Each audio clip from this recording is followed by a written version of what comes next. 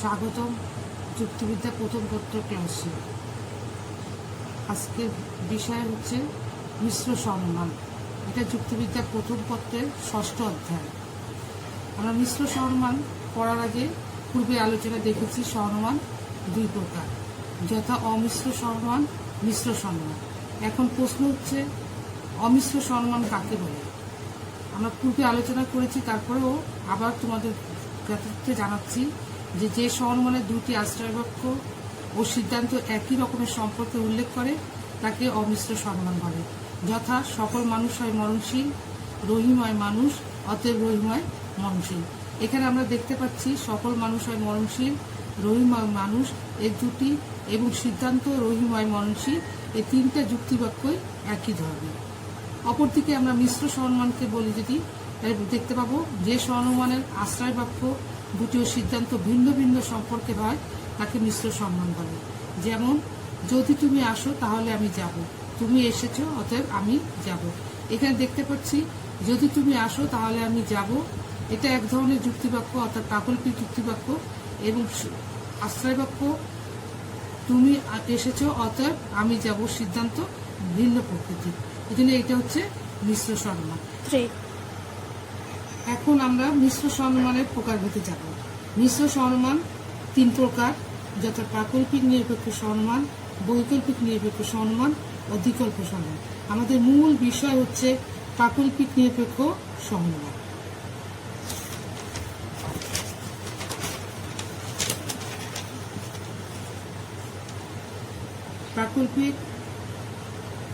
প্রাকল্পিক নিরপেক্ষ সহনুমান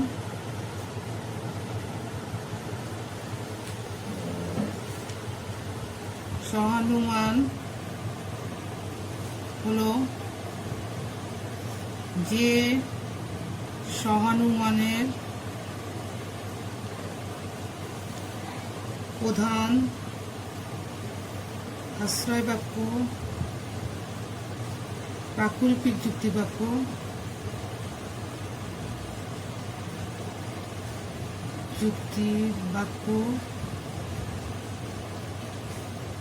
প্রধান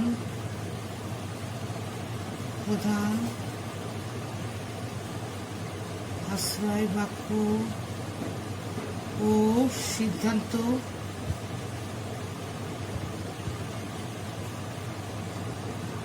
নিরপেক্ষ যুক্তিবাক্য তাকে প্রাকল্পিক নিরপেক্ষ সহনুমান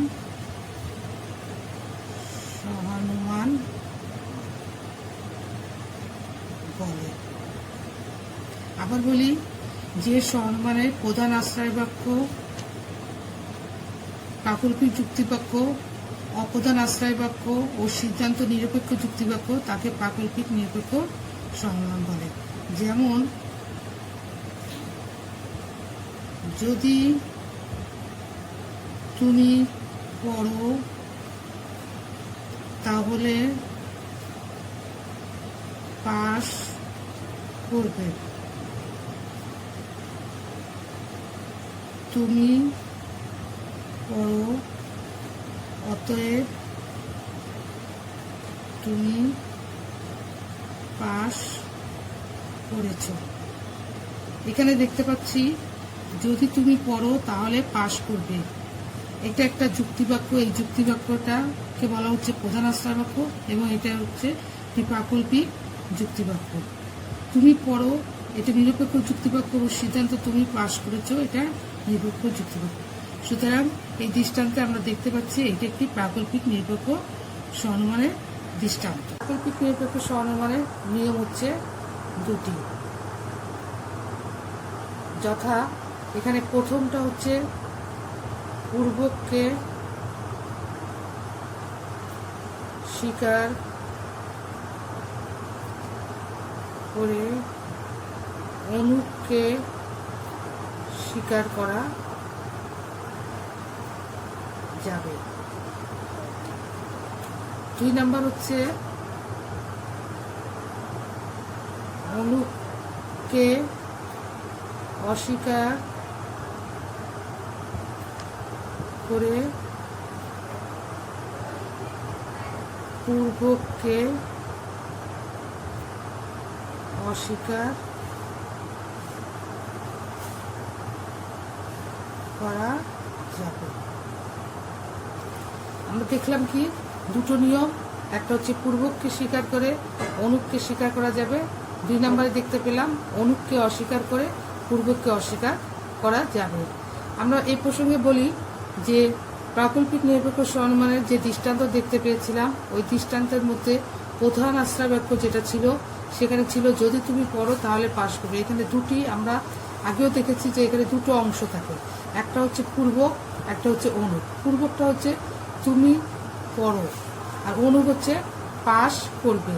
আর এখানে যে শর্তটা আছে যদি তাহলে, এইখানে এই যে এই পূর্বককে স্বীকার করে আমরা তারপরে অনুপকে স্বীকার করতে যাব, প্রথম নিয়মটাতে তাই আছে। আর দ্বিতীয় নিয়মে বলছে যে অনুপকে অস্বীকার করে পূর্বককে অস্বীকার করা যাবে। এই নিয়ম অনুসারে প্রাকল্পিক নিরপেক্ষ সহনুমান হচ্ছে 2 প্রকার। প্রাকল্পিক নিরপেক্ষ সহনুমান 2 প্রকার, যথা একটা হচ্ছে গঠনমূলক প্রাকল্পিক সহানুমান, 2 নম্বর হচ্ছে স্বার্থ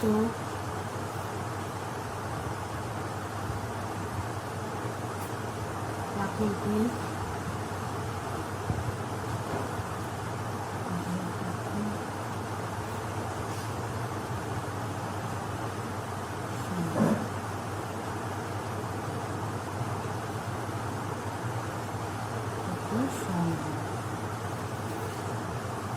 গঠনমূলক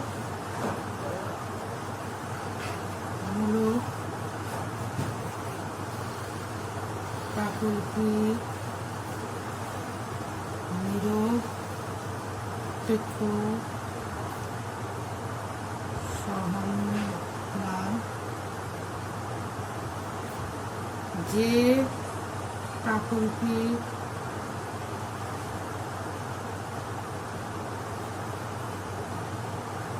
নিরপেক্ষ সহানুমানের যে প্রাকল্পিক নিরপেক্ষ সহানুমানের প্রধান আশ্রয় বাক্যের পূর্বককে অপ্রধান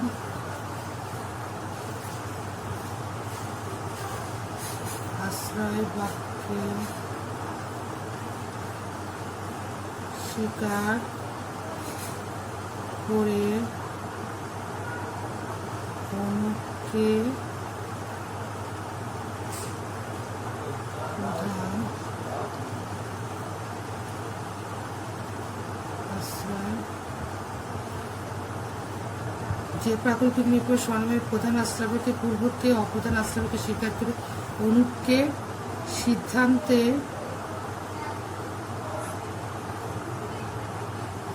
স্বীকার করা হয় তাকে গঠনমূলক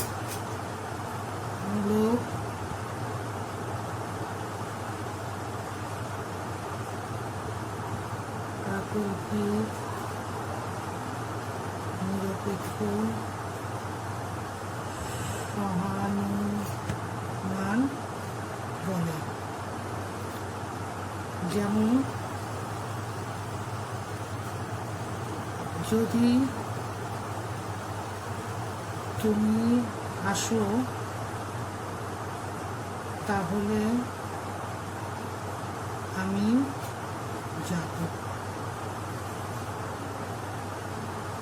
তুমি এসেছ, অতএব আমি যাব। এখানে খেয়াল করো যে যদি তুমি আসো তাহলে আমি যাব, এটা একটা প্রাকল্পিক যুক্তিবাক্য। এখানে শর্ত আছে কি, তুমি আসো এবং অনুপ হচ্ছে আমি যাব। এখানে এই শর্তের পূর্বকটা হচ্ছে তুমি আসো, এটা প্রধান আশ্রয় বাক্যে তুমি আসো, সেটা অপ্রধান আশ্রয় বাক্যে গিয়ে আমরা কি করেছি, স্বীকার করেছি, এবং সিদ্ধান্তে গিয়ে আমি যাব অর্থাৎ অনুপকে স্বীকার করেছি। সুতরাং এটা একটা গঠনমূলক প্রাকল্পিক নিরপেক্ষ সহনমানের দৃষ্টান্ত।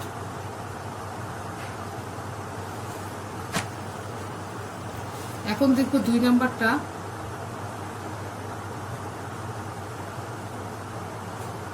ধ্বংসাত্মক প্রাকল্পিক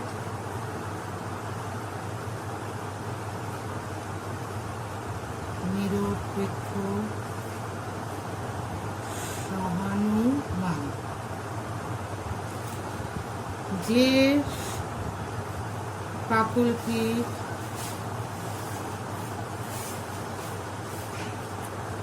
নিরপেক্ষ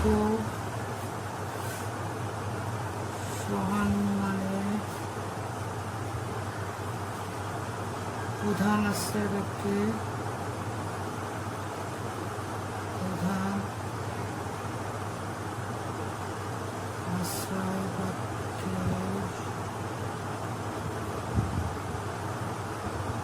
অনুপকে অপ্রধান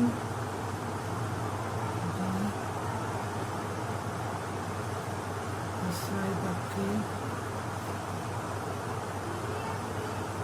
অস্বীকার করে সিদ্ধান্তে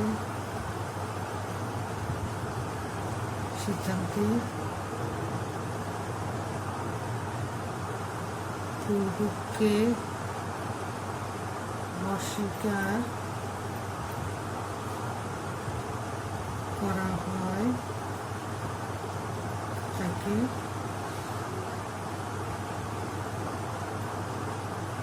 ধ্বংসাত্মক বা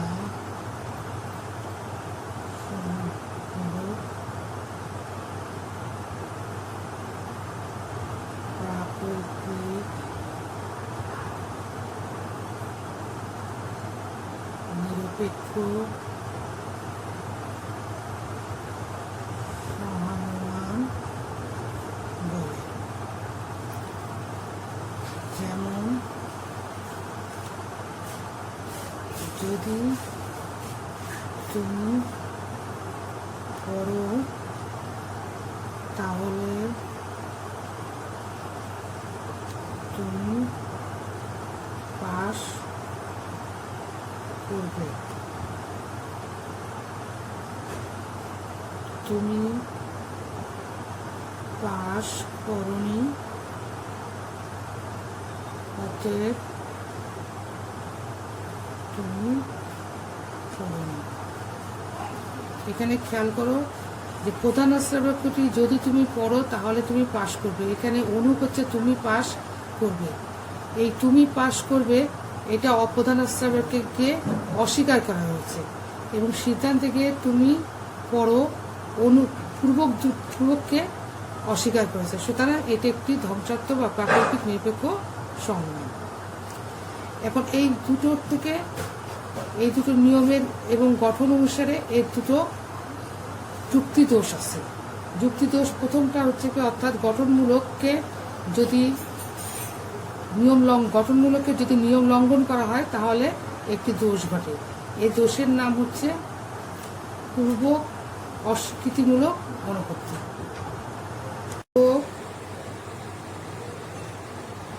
অস্বীকৃতি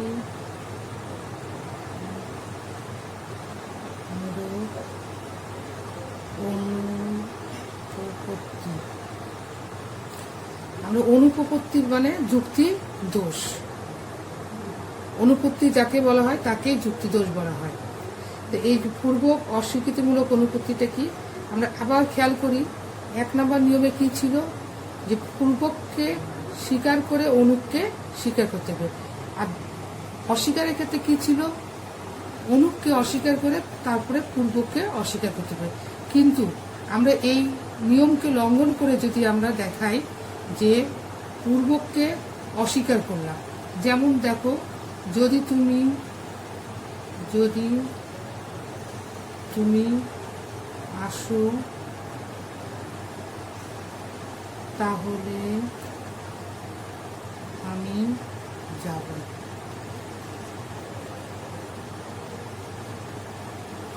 তুমি আসোনি, অতএব আমি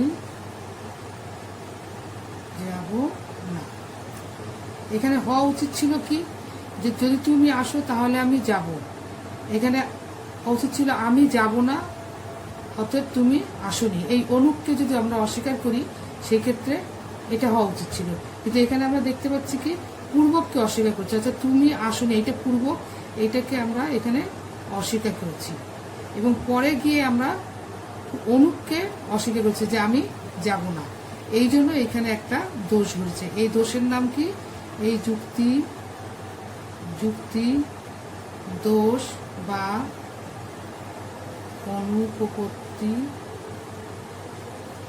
অনুপত্তির নাম। কি অস্বীকার করেছি, এখানে আমরা পূর্ব, এই জন্য এটা হবে পূর্ব অস্বীকৃতিমূলক অনুপত্তি। আবার খেয়াল করো যে 1 নম্বর নিয়মে আমাদের কি ছিল, যে পূর্বককে স্বীকার করে তারপরে অনুককে স্বীকার করতে হবে। 2 নম্বর নিয়মে ছিল অনুককে অস্বীকার করে তারপরে পূর্বককে অস্বীকার করতে হবে। কিন্তু এখানে আমরা কি করলাম, পূর্বককে অস্বীকার করলাম, অনুককে আগে অস্বীকার না করে পূর্বকে অস্বীকার করলাম। সেজন্য এখানে একটা দোষ ঘটেছিল।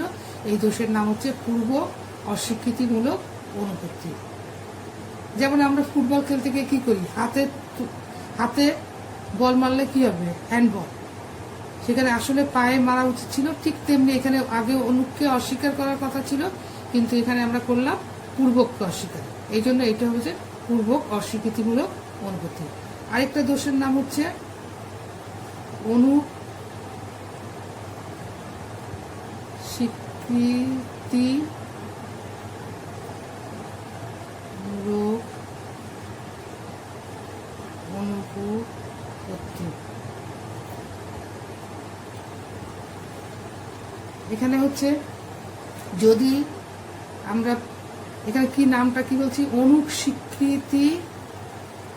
অনুস্বীকৃতিমূলক অনুপত্তি। অনুস্বীকৃতিমূলক অনুপত্তি মানে দোষ। কাকে স্বীকৃতি দিয়েছি, অনুককে। আমাদের 1 নম্বর নিয়মে কি ছিল, যে পূর্বককে স্বীকার করে তারপরে অনুককে স্বীকার করতে হবে।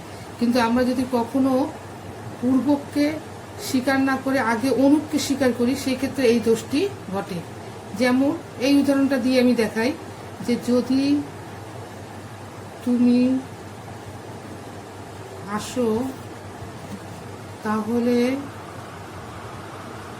আমি যাব।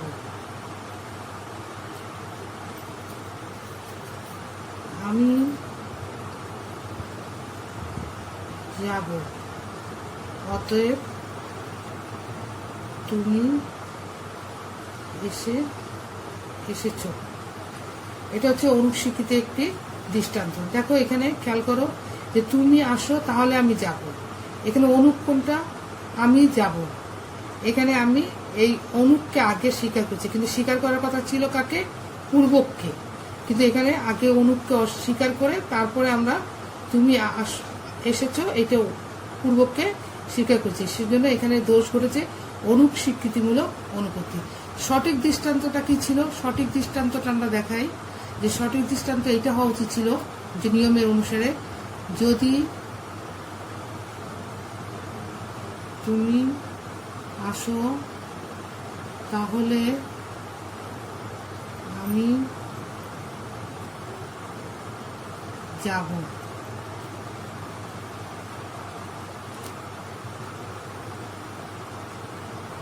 তুমি এসেছো, অতএব আমি যাব। এটা হচ্ছে সঠিক হচ্ছে, আর এটা হচ্ছে অনুপত্তি।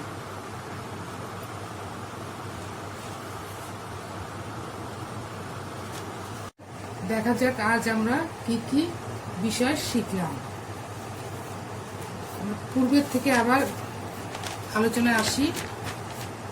দেখলাম যে মিশ্র সহনুমান। মিশ্র সহনুমানের ক্ষেত্রে আমরা দেখলাম যে সহনুমান আগে কত প্রকার। সহনুমান দুই প্রকার, অমিশ্র, মিশ্র। অমিশ্র সহনুমান কাকে বলে? সেই অমিশ্র সহনুমানে দেখলাম যে দুটি আশ্রয় বাক্য ও সিদ্ধান্ত একই ধরনের হলে তাকে আমরা অমিশ্র সহনুমান বলি। মিশ্র সহনুমান কাকে বলে? যে সহনুমানের প্রধান আশ্রয় বাক্য দুটির সিদ্ধান্ত ভিন্ন ভিন্ন সম্পর্কে তাকে মিশ্র সহনুমান বলে। এখন সেই মূল বিষয়ের আবার যাই। মিশ্র সহনুমান মোট কত প্রকার দেখেছিলাম? 3 প্রকার। প্রাকল্পিক নিরপেক্ষ সহনুমান, বৈকল্পিক নিরপেক্ষ সহনুমান, দ্বিকল্প সহনুমান। আর মূল বিষয় আজকে যেটা, সেটা হচ্ছে প্রাকল্পিক নিরপেক্ষ সহনুমান। প্রাকল্পিক নিরপেক্ষ সহনুমান কাকে বলে? যে সহনুমানের প্রধান আশ্রয় বাক্য, প্রাকল্পিক যুক্তিবাক্য, অপ্রধান আশ্রয় বাক্য ও সিদ্ধান্ত নিরপেক্ষ যুক্তিবাক্য তাকে প্রাকল্পিক নিরপেক্ষ সহনুমান বলে। যেমন, যদি তুমি পড়ো তাহলে পাশ করবে, তুমি পড়ো অতএব তুমি পাশ করেছ। এখানে দেখতে পাচ্ছি পূর্বক এবং অনুক আছে। এখানে পূর্বককে স্বীকার করে তারপরে অনুককে স্বীকার করেছি। এই যে প্রাকল্পিক নিরপেক্ষ সহনুমান, এই প্রাকল্পিক নিরপেক্ষ সহনুমানের দুটো নিয়ম আছে। সেই নিয়ম দুটো কি? পূর্বককে স্বীকার করে অনুককে স্বীকার করা যাবে। এখানে প্রসঙ্গক্রমে বলি যে পূর্বককে স্বীকার করে অনুককে স্বীকার করা যাবে, বিপরীত ক্রমে নয়। অর্থাৎ অনুককে স্বীকার করে আমরা কখনোই পূর্বককে স্বীকার করতে পারবো না। স্বীকারের ক্ষেত্রে আগে পূর্বককে স্বীকার করতে হবে। আর 2 নম্বর হচ্ছে অনুককে অস্বীকার করে পূর্বককে অস্বীকার করা যাবে, কিন্তু বিপরীত ক্রমে নয়। অর্থাৎ পূর্বককে অস্বীকার করে আমরা কখনোই অনুককে অস্বীকার করতে পারবো না। তাহলে আবার বলি, আমরা স্বীকারের ক্ষেত্রে পূর্বককে আগে স্বীকার করতে হবে, আর অস্বীকারের ক্ষেত্রে অনুককে আগে অস্বীকার করতে হবে।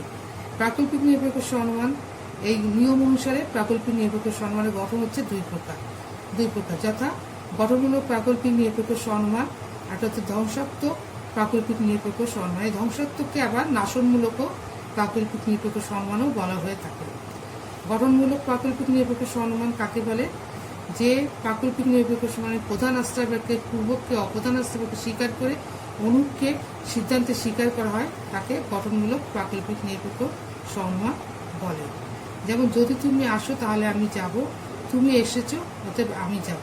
এখানে খেয়াল করো, গঠনমূলক অর্থাৎ 1 নম্বর নিয়মকে অনুসরণ করে, অর্থাৎ পূর্বককে স্বীকার করে তারপরে অনুককে স্বীকার করে। এখানে পূর্বক কি ছিল? তুমি আসো, আর অনুক হচ্ছে আমি যাব। এখানে তুমি এসেছো অতএব আমি যাব, অর্থাৎ পূর্বককে স্বীকার করে তারপরে অনুককে স্বীকার করা হয়েছে। ধ্বংসাত্মক কোনটা? যে প্রাকল্পিক নিরপেক্ষ সহনুমানের প্রধান আশ্রয় বাক্যে অনুককে অপ্রধান আশ্রয় বাক্যে অস্বীকার করে সিদ্ধান্তে পূর্বককে অস্বীকার করা হয় তাকে ধ্বংসাত্মক বা নাশনমূলক প্রাকল্পিক নিরপেক্ষ সহনুমান বলে। যেমন, যদি তুমি পড়ো তাহলে তুমি পাশ করবে, তুমি পাশ করোনি অতএব তুমি পড়োনি।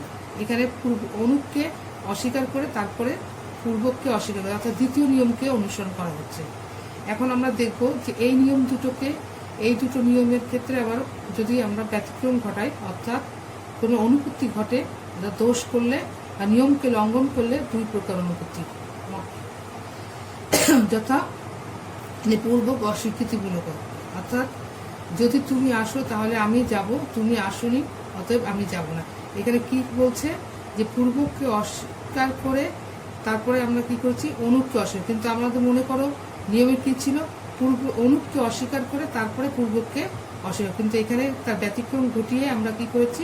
যদি তুমি আসো তাহলে আমি যাব, এখানে তুমি আসোনি অতএব আমি যাব না। এখানে পূর্বককে অস্বীকার করার পর তারপরে আমরা অনুককে অস্বীকার করেছি, এই জন্য একটা দোষ ঘটেছে। এই দোষের নাম হচ্ছে পূর্ব অস্বীকৃতিমূলক অনুপত্তি। তো আরেকটা নিয়ম অনুপত্তি কি? যে অনুক স্বীকৃতিমূলক অনুপত্তি। মনে করো যে নিয়মে কি ছিল? অনুককে অস্বীকার করার পর তারপরে পূর্বককে অস্বীকার করা। আর স্বীকারের ক্ষেত্রে কি ছিল? পূর্বককে স্বীকার করে অনুককে স্বীকার করতে হবে। কিন্তু এখানে করা হচ্ছে কি? যে অনুপকে স্বীকার করে তারপর পূর্বককে স্বীকার করা হয়েছে। যেমন যদি তুমি আসো তাহলে আমি যাব, অতএব তুমি এসেছো। এখানে অনুপকে স্বীকার করা হয়েছে, তারপরে পূর্বকে স্বীকার হয়েছে। আর সঠিকটা হচ্ছে কি ছিল, যদি তুমি আসো তাহলে আমি যাব, তুমি এসেছো অতএব আমি যাব। এটা হচ্ছে সঠিক। ধন্যবাদ মনোযোগ সহকারে আমার ক্লাস করার জন্য। সকলের সুবিধার্থে আমার লেকচারটি ছবি আকারে ভিডিও শেষে দিয়ে দেওয়া হবে। লেকচারের সম্পর্কে কারো কোনো কিছু বুঝতে অসুবিধা হলে বা কিছু প্রশ্ন থাকলে তা কমেন্ট জানিয়ে দিবে, আমি চেষ্টা করব উত্তর দিতে।